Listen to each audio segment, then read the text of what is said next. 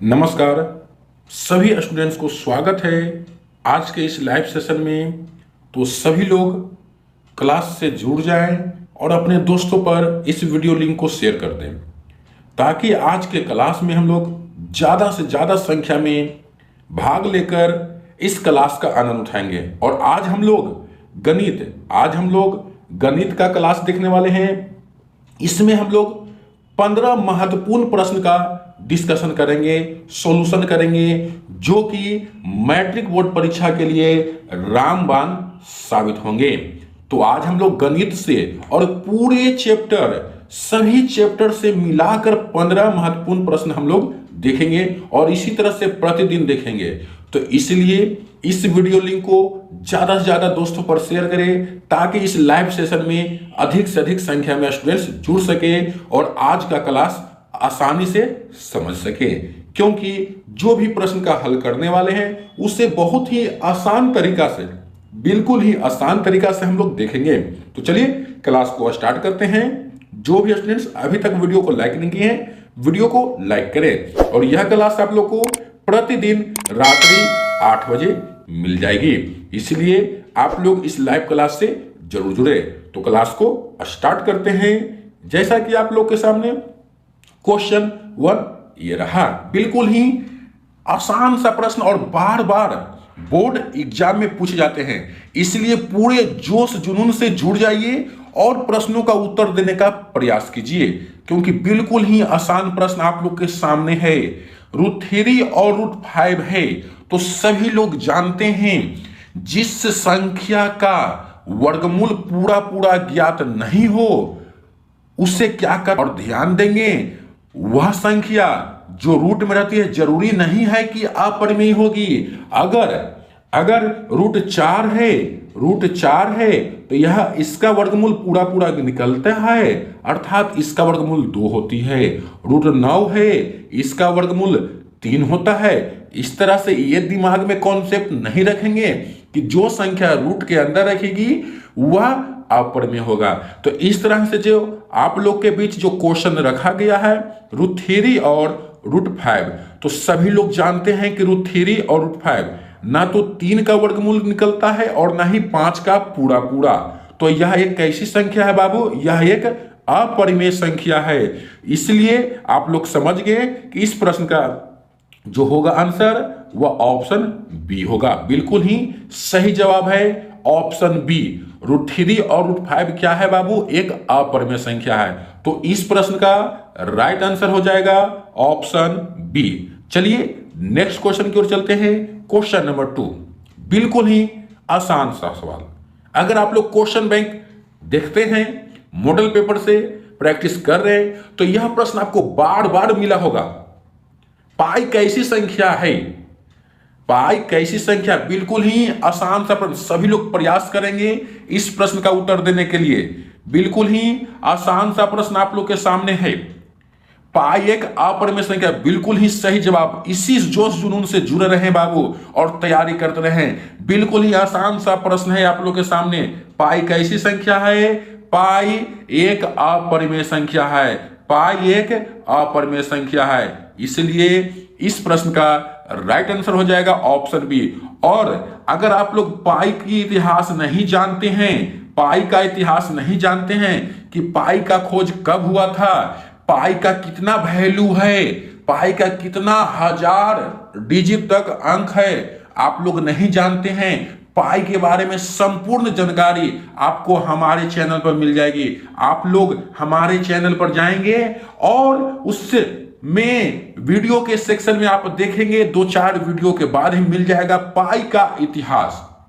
आप लोग जरूर देखें, क्योंकि जो पाई के बारे में आप लोग को बताया गया है बिल्कुल ही गलत बात बताया गया है। इसलिए पाई के बारे में पूरी जानकारी आप लोग जरूर ग्रहण करें। हम इस वीडियो के डिस्क्रिप्शन में भी उस वीडियो का लिंक दे देंगे जिसमें पाई का इतिहास बताया गया है। तो चलिए फिलहाल इस प्रश्न का राइट आंसर होगा ऑप्शन बी। पाई एक कैसी संख्या है, अपरिमेय संख्या है। चलिए नेक्स्ट क्वेश्चन की ओर चलते हैं। क्वेश्चन नंबर 3 है जो आप लोग के सामने है। क्वेश्चन नंबर 3 जैसा कि आप लोग देख रहे हैं, आप लोग के बीच है बिल्कुल ही आसान सा प्रश्न, बहुत ही आसान सा प्रश्न आप लोग एग्जाम में आएंगे। आप लोग इससे चिंता ना करें कि क्वेश्चन हार्ड रहेंगे, बिल्कुल ही आसान रहेंगे, बस आप लोग तैयारी बेहतर तरीके से करें। कह रहा एक रैखिक समीकरण का घात होता है, तो आप लोग बहुपद, द्विघात समीकरण, त्रिघात समीकरण चैप्टर में पढ़े हैं और आप लोग को क्लास में बताया गया होगा। क्या बताया गया होगा कि द्विघात समीकरण का जो अधिकतम घात का मान होता है वह कितना होता है, 2 होता है। त्रिघात समीकरण के अधिकतम घातों का मान 3 होता है। चार घातीय समीकरण का अधिकतम घातों का मान 4 होता है। तो उसी तरह से एक घात वाले समीकरण को रैखिक समीकरण के नाम से जानते हैं। सभी लोग ध्यान से देखेंगे और इस वीडियो को ज्यादा से ज्यादा शेयर करेंगे, क्योंकि बिल्कुल ही निःशुल्क आप लोग को गणित की प्रैक्टिस करवाई जाएगी। सभी चैप्टर से जो भी प्रश्न रहेंगे बहुत ही महत्वपूर्ण रहेंगे। तो एक रैखिक समीकरण का घात क्या होगा, तो एक रैखिक समीकरण का घात 1 होगा, क्योंकि द्विघात समीकरण का जो घात होता है वह 2 होता है, त्रिघात का 3 होता है। उसी प्रकार रैखिक जो घात होगा बाबू वह होगा 1। इसलिए इस प्रश्न का जो राइट आंसर है ऑप्शन सी हो जाएगा। ऑप्शन सी इस प्रश्न का राइट आंसर हो जाएगा। चलिए नेक्स्ट क्वेश्चन की ओर बढ़ते हैं। इस क्वेश्चन को हम यहीं छोड़ते हैं। सभी लोग जान गए कि एक रैखिक समीकरण का घात क्या होता है, 1 होता है। नेक्स्ट क्वेश्चन की ओर बढ़ते हैं और यह क्लास आप लोग को अच्छा लग रहा है तो वीडियो को लाइक करना ना भूलेंगे। नेक्स्ट क्वेश्चन आप लोग के सामने बहुत ही आसान सा प्रश्न है बहुपद से, और यह प्रश्न बार बार पूछे जाते हैं, इसलिए आप लोग ध्यान से देखेंगे और जिस भी स्टूडेंट्स को इस प्रश्न का उत्तर मालूम है आप जवाब जरूर देंगे लाइव चैट के माध्यम से। तो चलिए इस बहुपद के मूलों का गुणनफल क्या होगा आप लोगों से पूछा जा रहा है। तो सभी लोग जानते हैं कि द्विघात बहुपद का जो व्यापक रूप होता है ax² plus bx plus c होता है। द्विघात बहुपद का व्यापक रूप क्या होता है, ax² plus bx plus c होता है। और इसके शून्यक किसको कहते हैं, तो शून्यक मूल को कहते हैं, शून्यक ही कहते हैं। और x का मान ये सभी क्या है बाबू, एक ही है। x का मान निकाला जाए या शून्यक ज्ञात किया जाए या मूल ज्ञात किया जाए, सभी के सभी एक ही हैं। तो आप लोग जानते हैं कि द्विघात बहुपद के कितने शून्यक होते हैं, तो 2 होते हैं। द्विघात बहुपद के शून्यक कितने होते हैं, 2 होते हैं। और दोनों शून्यक क्या हैं, तो एक अल्फा और एक बीटा होते हैं। सभी लोग जानते हैं द्विघात बहुपद के कितने शून्यक होते हैं, तो 2 होते हैं, एक अल्फा और एक बीटा। तो यहां पर आपसे क्वेश्चन पूछ रहा है मूलों का गुणनफल। तो चलिए मूलों का गुणनफल ज्ञात करते हैं। उससे पहले हम लोग मूलों का योगफल, आप लोग फॉर्मूला जानते हैं कि अल्फा प्लस बीटा, इसको क्या कहेंगे, मूलों का योगफल, जिसका फॉर्मूला होता है -b/a।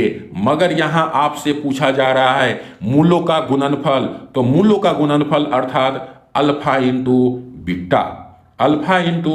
बीटा मूलों का गुणनफल हो गया और इसका फॉर्मूला होता है c/a।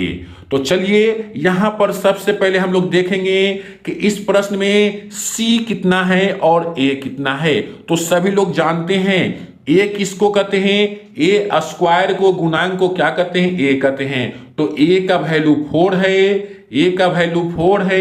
b का वैल्यू क्या है बाबू, इस समीकरण में b का वैल्यू क्या है, तो b का वैल्यू -4 है, क्योंकि b किसको कहते हैं, तो x के गुणांक को, अर्थात x के साथ जो भी अंक गुना हुए रहते हैं उसको हम x का गुना कहेंगे। और c कहते हैं अचर पद को, और इस प्रश्न में c है जो 1 है। तो जैसा कि आप लोग देख ही रहे कि आपको c और a की जरूरत थी, तो इस प्रश्न में c का वैल्यू 1 है और a का वैल्यू 4 है। तो इस प्रश्न का जो राइट आंसर आया देख सकते हैं आपके सामने है शून्यकों का गुणनफल अर्थात मूलों का गुणनफल 1/4। और इस प्रश्न में आप लोग ध्यान से देखें कौन सा ऑप्शन है, इस प्रश्न में 1/4 कौन सा ऑप्शन है? बिल्कुल ही सही जवाब ऑप्शन सी। ऑप्शन सी इस प्रश्न का राइट आंसर होगा। ऑप्शन सी इस प्रश्न का राइट आंसर होगा। इस प्रश्न का राइट आंसर ऑप्शन सी 1/4। चलिए नेक्स्ट क्वेश्चन की ओर। और यह क्लास आप लोगों को कैसा लग रहा है हमें कमेंट में जरूर लिखें। कमेंट बॉक्स में यह लिखें कि आज का क्लास कैसा लगा और अगली क्लास हम कैसा चैप्टर से ले, किस चैप्टर से ले, किस विषय से ले। अगर आप लोगों को कोई सलाह देना है आप हमें जरूर दें, कमेंट बॉक्स में लिखें। अगर यह वीडियो आप लोग को अच्छा लग रहा है तो वीडियो को दोस्तों पर जरूर शेयर करें, क्योंकि बिल्कुल ही निःशुल्क यह क्लास चल रही है। दोस्त भी इस क्लास का लाभ उठाएं। तो चलिए जो हम बात बताएं उसी पर आधारित एक क्वेश्चन और आगे हैं आप लोग के सामने। द्विघात समीकरण के मूलों की प्रकृति होगी।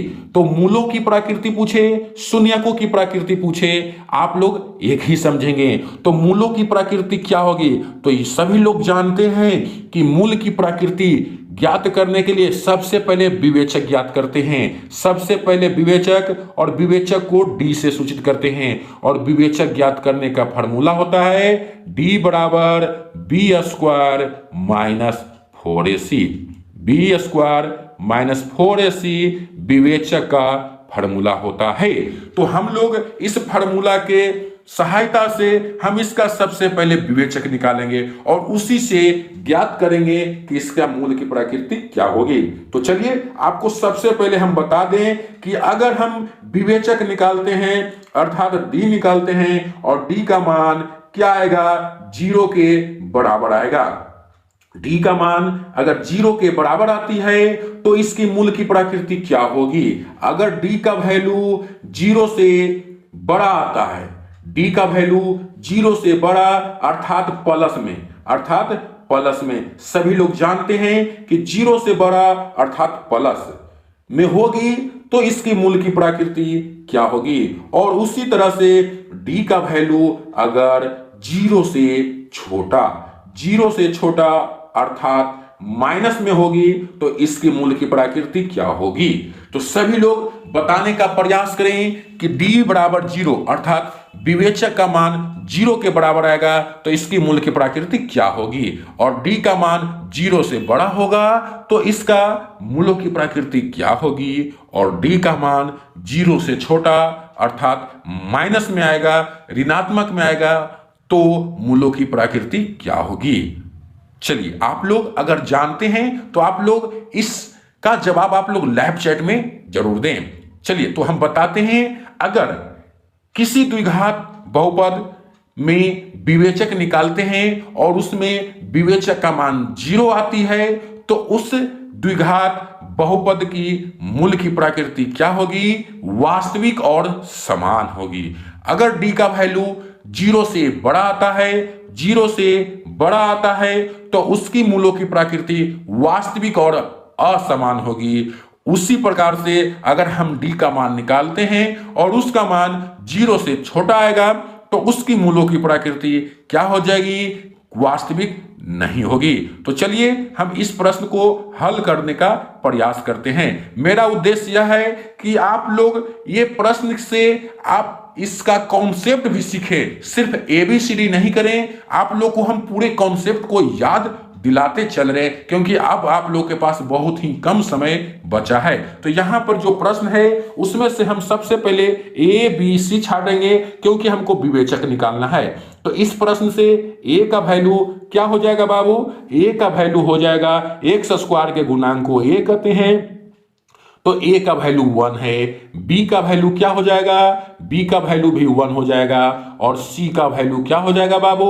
C का वैल्यू -1 हो जाएगा। तो चलिए अब हम इस प्रश्न का विवेचक निकालते हैं। विवेचक अर्थात विविक्तर, और इसे सूचित करते हैं D से। फॉर्मूला होता है B स्क्वायर माइनस 4ac।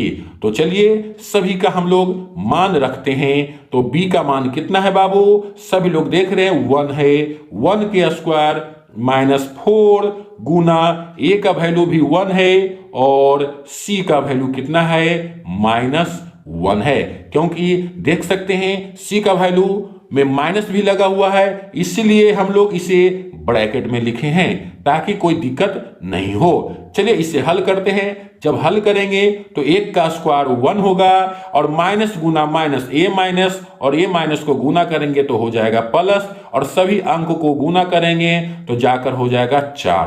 तो 4 और 1 को जोड़ेंगे तो 5 आएगा, अर्थात डी का वैल्यू कितना आया बाबू? 5 आया है, और यह 5 जो है 0 से बड़ा है। तो अभी हम बताएं कि अगर विवेचक का मान डी का मान 0 से बड़ा हो तो उसकी मूलों की प्रकृति क्या होती है? वास्तविक और असमान होती है।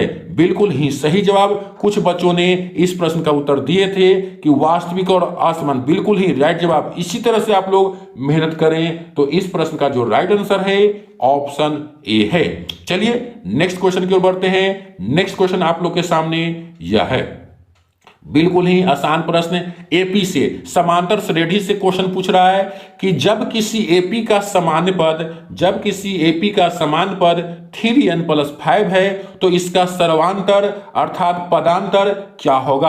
और सभी लोग जानते हैं सर्वांतर को छोटी डी से स्मॉल एबीसीडी के स्मॉल लेटर डी से सूचित करते हैं और विवेचक को बड़ी अक्षर डी से सूचित करते हैं। तो यहां सर्वांतर पदांतर क्या होगा? तो सबसे पहले इस सामान्य पद से हम लोग एपी के कुछ पद ज्ञात करते हैं। पहला पद, दूसरा पद, तीसरा पद। तो यहां पर जो जनरल पद दिया है बाबू, एपी का जनरल पद दिया है वह क्या दिया है? 3n+5। तो चलिए हम बारी बारी से इससे 2 से 3 पद ज्ञात करते हैं। तो n के जगह हम अगर 1 रखते हैं तो क्या हो जाएगा? 3 गुना 1, क्योंकि n का वैल्यू 1 रखना है +5। तो बताइए जब ये 3 में 1 से गुना करेंगे तो 3 और 5 कितना हो जाएगा? 8 हो जाएगा। उसी प्रकार से हम दूसरा पद अगर निकालते हैं तो n के जगह 2 रखेंगे। n के जगह 2 रखने के बाद हम लोग इस तरह से लिखेंगे 3 × 2 +5, क्योंकि जो इसका जनरल फॉर्म है 3n+5 है। तो जब इससे दोनों को गुना करेंगे 3 दूना का 6 और 5 11। चलिए कम से कम एक पद और ज्ञात करते हैं। इसी प्रकार से अब हम n की जगह क्या रखेंगे? 3 रखेंगे। तो T3 बराबर क्या होगा? तो 3 × 3। तो चलिए और +5, क्योंकि n की जगह हमें 3 रखना था। तो 3 × 3 = 9, 5 14। तो अब हमें एपी का पद मिल गया है 8 11 14। तो चलिए इसे लिखने का प्रयास करते हैं। एक श्रेणी में क्या क्या था बाबू? सभी लोग को मालूम हो गया 8 11 और 14। तो जब इससे हम देखते हैं पदांतर ज्ञात करते हैं तो आप लोग को मालूम हो अगला में से पिछला पद घटाते हैं, अर्थात हम आगे वाला पद से पीछे वाला पद को घटाएंगे, अर्थात 11 में से 8 को घटाएंगे तो क्या आएगा बाबू? 3 आएगा। बिल्कुल ही सही जवाब कुछ बच्चों के आए हैं। तो इस प्रश्न का जो आएगा सही जवाब वह क्या होगा बाबू? 3 होगा। तो चलिए देखते हैं कौन सा ऑप्शन में 3 दिया हुआ है। बिल्कुल ही सही जवाब ऑप्शन सी इस प्रश्न का राइट आंसर है।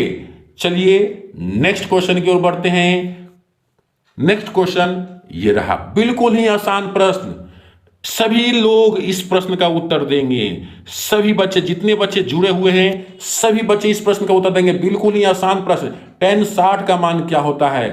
बिल्कुल सही जवाब। tan 60 का मान क्या होता है? तो tan 60 का मान √3 होता है और tan 30 का मान 1/√3 होता है। तो इसलिए इस प्रश्न का जो राइट आंसर होगा बाबू ऑप्शन ए। बिल्कुल ही सही जवाब tan 60 का मान √3। इसी तरह से आप लोग मेहनत करते रहें और अच्छे मार्क्स से उत्तीर्ण हो इस बोर्ड एग्जाम में। चलिए नेक्स्ट क्वेश्चन की ओर बढ़ते हैं और इस क्वेश्चन में आप लोग बहुत कुछ सीखेंगे और यह प्रश्न बार बार एग्जाम में आते हैं। ध्यान देंगे इस प्रश्न को बनाने से पहले जब अनुपात में प्रश्न रहे तो देखेंगे कि किसका अनुपात दिया है। क्षेत्रफल का अनुपात दिया है और भुजा का पूछे तो आप लोग कुछ नहीं, जो अनुपात दिया है उसका क्या करें, वर्गमूल निकाल दें। जो अनुपात दिया है उसका वर्गमूल निकाल दे तो 9 का वर्गमूल क्या होगा बाबू, 3, और 4 का क्या होगा, 2। तो इसलिए इस प्रश्न का देख सकते हैं कौन सा ऑप्शन है, 3:2, 3:2 कौन सा ऑप्शन है, बिल्कुल ही सही जवाब ऑप्शन बी। जब कभी आपको प्रश्न में क्षेत्रफल का अनुपात दिया रहे और भुजाओं का अनुपात पूछे तो उसका वर्गमूल ज्ञात करेंगे, और कभी आप लोग के कर प्रश्न में भुजा का अनुपात दे और क्षेत्रफल का अनुपात पूछे तो उसका स्क्वायर निकाल देंगे। तो फिलहाल इस प्रश्न का जो राइट आंसर है ऑप्शन बी है, 3:2, 3:2। चलिए नेक्स्ट क्वेश्चन की ओर बढ़ते हैं, और यह क्लास आप लोग को अच्छा लग रहा है तो वीडियो को लाइक करें और दोस्तों पर अधिक से अधिक शेयर करें। और जो भी स्टूडेंट सभी विषय की तैयारी करना चाहते हैं तो प्ले लिस्ट में जाएं, और सभी विषय का प्ले लिस्ट बना हुआ है, उसमें आपको चैप्टर बाय चैप्टर जितने भी VVI प्रश्न बन रहे हैं उसका प्रैक्टिस करवाया गया, इसलिए आप लोग जरूर प्रैक्टिस करें और अच्छे नंबर से उत्तीर्ण हो। चलिए नेक्स्ट क्वेश्चन आप लोग के सामने यह है जो निर्देशांक ज्यामिति से है, बिंदु 2, 3 एवं -2, 3 के बीच की दूरी क्या होगी।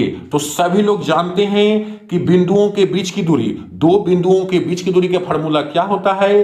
तो अगर हम एक बिंदु को A माने और दूसरे बिंदु को B माने तो कह सकते हैं कि AB बराबर, तो AB बराबर क्या हो जाएगा, √x2 - x1 के whole square plus y2 - y1 के whole square, sorry y2 - y1 का होल स्क्वायर। अब कुछ बच्चों को पढ़ाया गया होगा x1 - x2 के whole square plus y1 - y2 के होल स्क्वायर। तो आप गलत नहीं पढ़े बाबू, ध्यान देंगे, आप गलत नहीं पढ़े हैं, आप बिल्कुल ही सही पढ़े हैं। बस क्योंकि यहां होल स्क्वायर है, आप आगे लिखे या पीछे लिखे दोनों बात एक ही है। तो चलिए इस प्रश्न का हम लोग सॉल्यूशन करते हैं। तो x2 अर्थात दूसरा बिंदु में x का मान, दूसरा बिंदु में x का मान कितना है बाबू, -2 है, और -x1 कितना है बाबू, 2 है ना। तो इसको होल स्क्वायर कर देंगे प्लस y2, दूसरा बिंदु में y का मान, दूसरा बिंदु में y का मान कितना है बाबू, 3 है, माइनस y1 कितना है, पहला बिंदु में y का मान 3 है, इसका क्या हो जाएगा, होल स्क्वायर हो जाएगा। चलिए इसे हल करते हैं सबसे पहले, और उसके बाद जानते हैं कि इस प्रश्न का राइट आंसर क्या होगा। तो -2 -4 का होल स्क्वायर प्लस 3 में से 3 गया बाबू तो 0 का होल स्क्वायर। चलिए इस प्रकार से हम बनाएंगे। तो -4 का स्क्वायर, तो सबसे पहले माइनस का स्क्वायर करेंगे तो प्लस हो जाएगा। सभी लोग जानते हैं कभी भी माइनस का स्क्वायर करेंगे तो प्लस हो जाएगा, स्क्वायर करने के बाद प्लस होता है। और 4 का कितना हो जाएगा बाबू, 16। और उसी प्रकार 0 का स्क्वायर करेंगे तो 0 हो जाएगा, अर्थात खत्म हो जाएगा, रूट में सिर्फ 16 बचेंगे। और सभी लोग जानते हैं कि 16 का वर्गमूल क्या होता है, तो 4 होता है। बिल्कुल ही सही जवाब AB का वैल्यू अर्थात दोनों बिंदुओं के बीच की दूरी क्या आया बाबू, 4 इकाई। तो आप लोग के बीच देख सकते हैं कौन सा ऑप्शन में 4 है, बिल्कुल ही सही जवाब ऑप्शन बी। ऑप्शन बी में देख सकते हैं आप लोग, ऑप्शन बी में 4 दिया हुआ है, बिल्कुल ही सही जवाब। कुछ बच्चों ने इस प्रश्न का उत्तर दिए थे कि इस प्रश्न का सही उत्तर ऑप्शन बी, बिल्कुल ही सही। इसी तरह से आप लोग मेहनत करते रहें। तो चलिए नेक्स्ट क्वेश्चन की ओर चलते हैं, और क्लास अच्छा लग रहा है तो वीडियो को लाइक जरूर करें।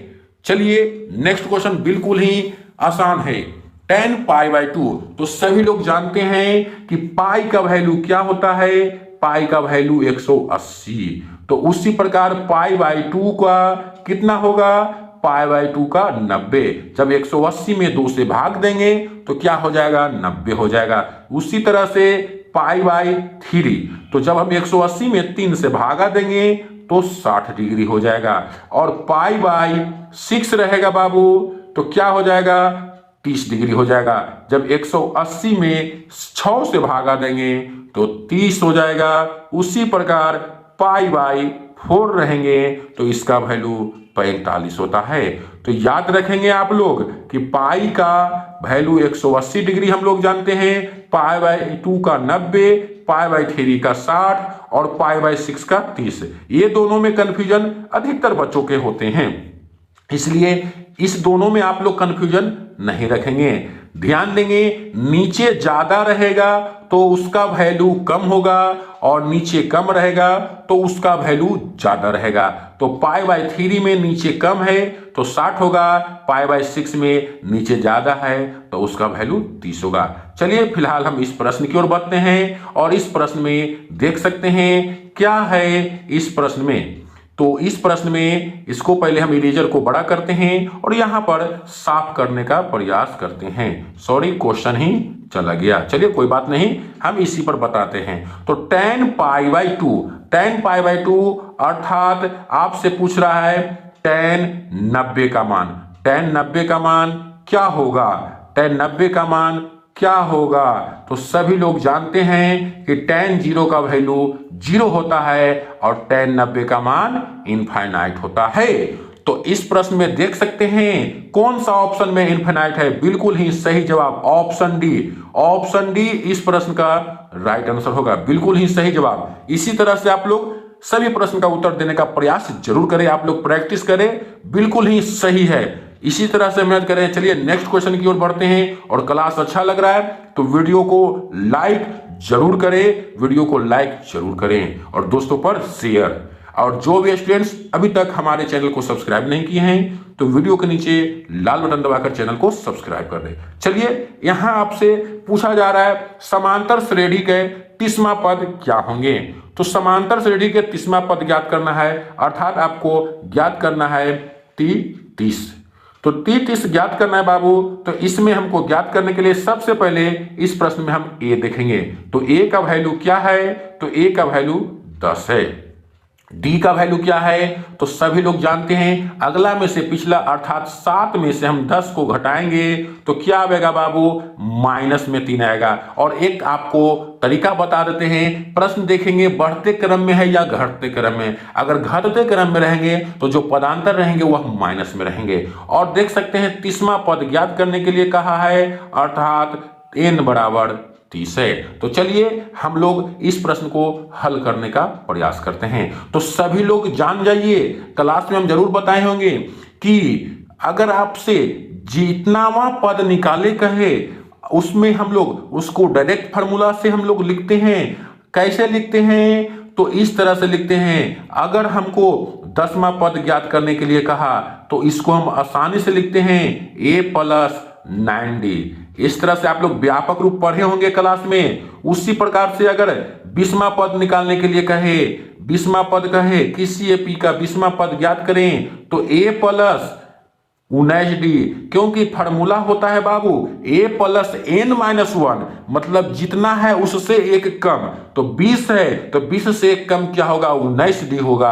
आप इसे फार्मूला पर भी बनाएं या इस तरह से भी बनाएं, बिल्कुल ही एक ही जवाब आएगा। तो यहां आपसे प्रश्न पूछ रहा था 30वां पद क्या होंगे। तो 30वां पद ज्ञात करने के लिए हम कह सकते हैं T30 बराबर कह सकते हैं, क्या कहेंगे बाबू? T30 बराबर कहेंगे a + 29d, a + 29d कहेंगे। तो चलिए a का वैल्यू क्या था?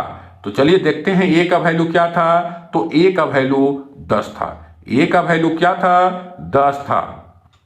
चलिए a का वैल्यू 10 है तो इसे बनाते हैं, a का वैल्यू 10 हो गया। उसी तरह से प्लस a का वैल्यू 10, उसके बाद प्लस कर दिए क्योंकि प्लस है, और उसके बाद 29 into d। चलिए d का वैल्यू कितना है बाबू? d का वैल्यू कितना है? -3 है। तो इसलिए इसको हम ब्रैकेट में देंगे। किस में देंगे? ब्रैकेट में। चलिए थोड़ा सा लिखने में कुछ प्रॉब्लम हो रही है टेक्निकल के कारण, चलिए हम इसको समझते हैं। तो जब हम इसे हल करेंगे तो क्या होगा? जब इसे हल करेंगे तो 10 + 29 दिया, कितना होगा? 87, जो कि प्लस माइनस जब कैलकुलेशन करेंगे यहां प्लस और इसमें के माइनस, प्लस माइनस गुना करेंगे तो क्या हो जाएगा, माइनस हो जाएगा।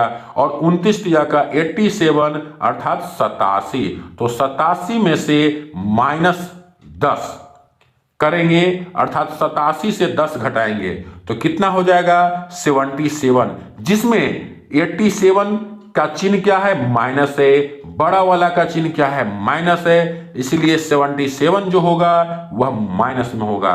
तो देख सकते हैं कौन सा ऑप्शन आप लोग के सामने है, -77, बिल्कुल ही सही जवाब ऑप्शन बी। इस प्रश्न का जो राइट आंसर है ऑप्शन बी।